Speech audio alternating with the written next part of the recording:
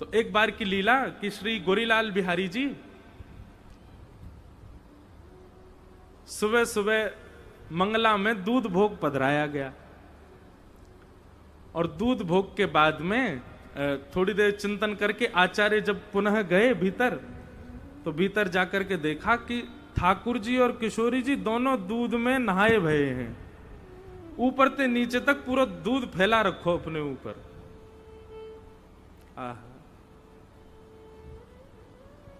ठाकुर जी नथनी पहनते हैं वहां पे, और किशोरी जी ठाकुर जी के रूप में।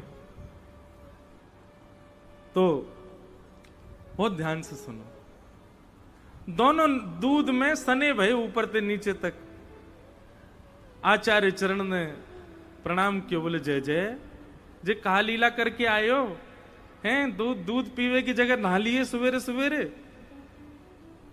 इतनो तातो दूध, तातो हमारे ब्रज में गर्म ते कहें तातो, इतनो तातो दूध तो नाओ उष्ण तो नहीं लगा होगा, लेकिन फिर मुझे कह देते मैं आपको स्नान करा दे तो आप काई को नहा लिए।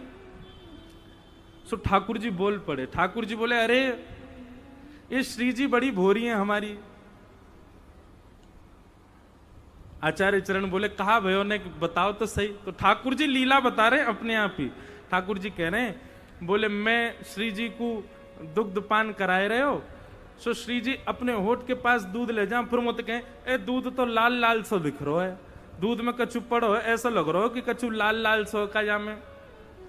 अब मैं जब दूध को देखूं तो दूध में कोई लालिमा नहीं, लेकिन श्री जी जब दूध पीवे जामे सो पीछे कर दे, यहाँ में तो कुछ पड़ो है। तब मैंने श्री जी से कही अच्छा एक काम करो, आप मुक्ते लगाओ, मैं बगल में आके झांकूंगा, मैं देखूं का लाल है। तो श्री जी पान कर रही हैं और बिल्कुल गले गाल ते गाल छुपाए कर ठाकुर जी देख रहे हैं हमें कहा लाल है। तभी देखो कि श्री जी की नथनी में जो मणि है वो चमक करके दूध को लाल लाल बना रही है। ठाकुर जी बोले जय हो श्री जी, आप बड़ी भोरी हो। बोले कहा भाई हो जी, आपकी नथनी है या को आप ऊपर करके दूध पी रही हो, ये नथनी की ही परछाई आ रही है दूध में, बात लाल लाल लग रहा है। श्री जी बोली अरे मैं तो बड़ी बावड़ी हूं, वो तो समझ में ही ना आवे, अरे मैं कहां पहचान नहीं पाई। फिर श्री जी दूध पीने लगी और दूध पीते पीते उनको अपने ही भोरेपन पे जोर की हंसी आई, और जैसे ही दूध मुंह में गया और मुंह में जाती हंसी आई तो सबरो फूटकार सबरो बाहर निकल गो, स्वयं भी सन गई और लालजू सन गए। ठाकुर जी भी वही में है गए। नरहर दास जी, नरहर देव जी 3 दिन तक नेत्रों से आंसू नहीं रोक पाए अपने, ऐसी लीला ठाकुर जी की। तो भैया चिंतन किया करो, केवल हम अपने ठाकुर जी की सेवा अपने उनके सिंहासन तक करें, उनको कुंज में बिठा दें, उनके सामने नाच लें गा लें, यही तक सीमित मत रखो। जब सब चीज से निवृत्त है जाओ तब एकांत में नेत्र बंद कर लो, ठाकुर जी के सामने ही रहो पर नेत्र बंद करो, और फिर हृदय के कुंज में उन्हीं ठाकुर जी को देखो अब कहा लीला कर रहे हैं। एक बार प्रयास करो, 2 बार प्रयास करो, 4 बार प्रयास करो, 20 बार प्रयास करो, कभी तो लीला प्रकट होएगी। और एक बात मेरी ध्यान से सुनियो भैया, जिस प्रकार किसी व्यक्ति को अंदर उसके कोई कमी हो जाए तो वो औषधि लेकर के उस कमी को ठीक करता है, ठीक वैसे लीला प्रकट करने की औषधि क्या है? यमुना जल। लीला प्रकट करने की औषधि क्या है? ब्रज की रज। लीला प्रकट करने की औषधि क्या है? ब्रजवास। ब्रजवास आप और किसी कार्य के लिए नहीं कर रहे हैं, लीला प्रकट हो इसलिए कर रहे हैं। लीला प्रकट करने की औषधि क्या है? श्री गोवर्धन की परिक्रमा। लीला प्रकट करने की औषधि क्या है? संत जनन की प्रसादी पानो। लीला प्रकट करने की औषधि क्या है? ब्रजवासिन के घर की झूठी मधुकरी पानो। इन सबसे लीला प्रकट होती है। ये सब हमको केवल नियम मान करके नहीं करने हैं कि ब्रज रज लगानी है, ऐसे कंठी माला पहननी है। अब कंठी माला अधिकतर पहनने वाले इनकी पूछो क्यों पहनते हो, तो वो सब कहते हैं कि पता नहीं कब प्राण निकल जाए। तो जब प्राण निकले कम से कम उस समय कंठी गले से छुबी हुई हो तो वैकुंठ प्राप्त। यहां पर भी स्वार्थ आ गया ना, ये भी तो एक स्वार्थ है कि आप अपने उद्धार के लिए कंठी पहन रहे हो। नहीं, ताकि भैया या तुलसी के स्पर्श करके प्रसादी ठाकुर जी पावें, या तुलसी के बिना स्पर्श की प्रसादी ठाकुर जी स्वीकार ना करें। तो पहलो भाव तो हमारा ये है कि तुलसी हमसे स्पर्श रहेगी तो हम ठाकुर जी कभी ना कभी तो हम हमारो स्पर्श करेंगे, हमारो भोग लगा लेंगे।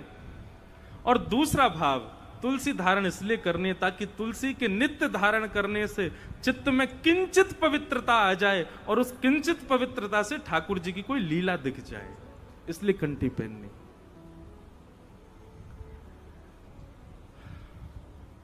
चिंतन नित्य करो। हमारी किशोरी जी बड़ी भोरी हैं, एक पद में गायो करूं कभी कभी कथा में, कैसी भोरी हैं हमारी लाडली जू।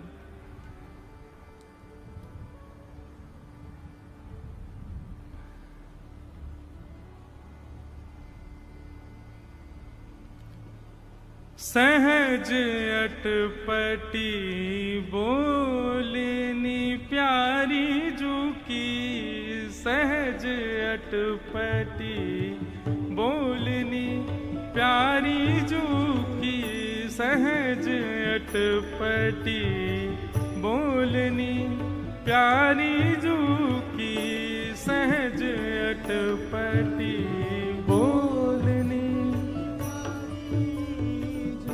सहज अटपटी बोलनी प्यारी जू की, सहज अटपटी बोलनी। हो पिए तुम उर्वस कौन तिय, हो पिए तुम उर्वशी कौन तिय, पहरे नील निचोरनी प्यारी जू की, सहज अटपटी बोले प्यारी जू की, सहज अटपटी बोलनी प्यारी जू की, सहज अटपटी बोलनी।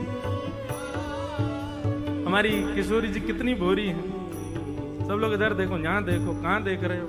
या तो आंख बंद रखो या मुंह को देखो, और दूसरी कहीं जगह आपको देखना नहीं है। सहज अटपटी बोलनी प्यारी जू की। अटपटी मतलब गुस्सा कर रही है किशोरी जी। अच्छा, किशोरी जी पे गुस्सा करवो ना आया आवे, जैसे जाकू जो काम नहीं आवे वो उल्टो सीधो करे, ऐसे ही किशोरी जी है। जब लाल जी पे गुस्सा करें तो गुस्सा करती करती बोलेंगे अच्छा आओ यहाँ पे बैठ जाओ, तो पसीना काहे को आ रहे हैं? ललता कहे गुस्सा कर रही हो कि पसीना साफ कर रही हो? गुस्सा में हो, काहे को पसीना न पहुंच रही हो? अच्छा पसीना ना पहुंचने वरना ठीक है दोबारा लगाए दो। किशोरी जी पे आवे ना है गुस्सा कर वो, इसीलिए अटपटी। अटपटी मतलब कभी तो अच्छी भी बोल दें और कभी गुस्सा करवे को केवल प्रयास करे लेकिन आवे ना है उन पे। सहज अटपटी बोलनी। काय बात पे नाराज हैं भैया? बोले आज लाल जी एक नीली नीली मणि पहन करके आए हैं, और वह नीली मणि को देख करके किशोरी जी गुस्सा है रही हैं। हो पिए तुम उर्वशी कौन तिए? लालन, ये आज आपने अपने हृदय में कौन सी गोपी के चित्र से अंकित मणि की माला पहनी है? किशोरी जी कह रही है या मणि में गोपी को चित्र बनो भयो जो तुमने गले में पहन रखी का है, कौन सी गोपी है ये? ठाकुर जी ने अच्छा जे बोले हाँ। अब किशोरी जी गुस्सा कर रही हैं और कहा कह रही हैं देखो तो सही कैसी गोपी है ये। हम हूते गुण रूप सुंदर, हम हूते गुण रूप गुण सुंदर, हम हूते गुण रूप सुंदर, हम हूते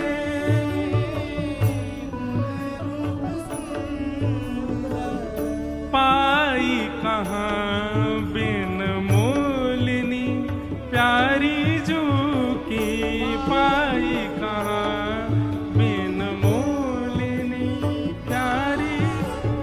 किशोरी जी कह रही हैं, ये देखो तो सही, गोपी हम तो ज्यादा सुंदर लग रही है। इतने सुंदर रूप और गुण तो मेरे ऊना है जितने या गोपी के लग रहे हैं जो आपने पहन रखी का है। ठाकुर जी कह रहे हैं, हाँ वो बात तो है, आप तो सुंदर है। तो अब किशोरी जी गुस्सा में कह रही हैं, कहां से मिल गई है बिना मोल की आपको, हैं? आप में ऐसा गुण तो है ना कि आपसे कोई प्रेम कर ले, ये कहां जबरदस्त जरूर फंसाई होगी कैसे करके, कहां से मिल गई आपको? ठाकुर जी बोले, अच्छा श्री जी ने बताओ तो सही, और कैसी लग रही है ये? तब किशोरी जी कह रही हैं, बड़े बड़े नैन अरुण कजरा रे, बड़े बड़े नैन। अब देखो, अगर कोई आप पे गुस्सा है और जा बात पे गुस्सा है, तुम वही बात को बात पूछो, वो बोलेगा? किशोरी जी बोल रही हैं क्योंकि गुस्सा कर वो आवे ही ना। ठाकुर जी कह रहे हैं, अच्छा नहीं बताइए और कैसी लग रही है ये? बोले, हाँ देखो तो, बड़े बड़े नैन अरुण कजरा रे, बड़े बड़े नैन। हाँ बिथुरी अलक कपोलिनी प्यारी जू की, बिथुरी अलक कपोलिनी प्यारी जू, सहज अटपटी बोलिनी प्यारी जू की, सहज अटपटी। किशोरी जी बड़ाई कर रही, आहा या के नेत्र तो देखो कैसे बड़े बड़े नेत्र, उनमें काजल लगा रखे हैं और ऐसे कई सारे केश घुंघराले है करके कपोलन पे आ रहे हैं, कैसी प्यारी लग रही है। ललिता जी कह रही है, किशोरी जी नाराज हो आप, ने गुस्सा कर लियो, कहा तुम को वर्णन कर रही हो? तब किशोरी जी कह रही, हाँ हाँ गुस्सा करूं। उमगी उमगी सनमुख आवत, उमगी उमगी के सनमुख आवत, उमगी उमगी के सनमुख आवत,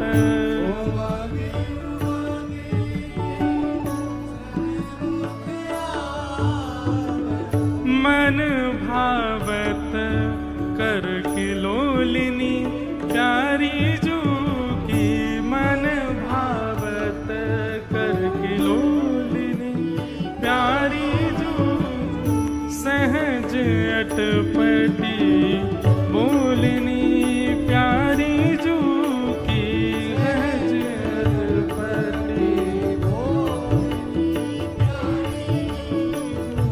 भगवद रसिक कहाँ तुम साधो, भगवत रसिक कहाँ तुम साधो, भगवद रसिक कहाँ तुम साची, भगवद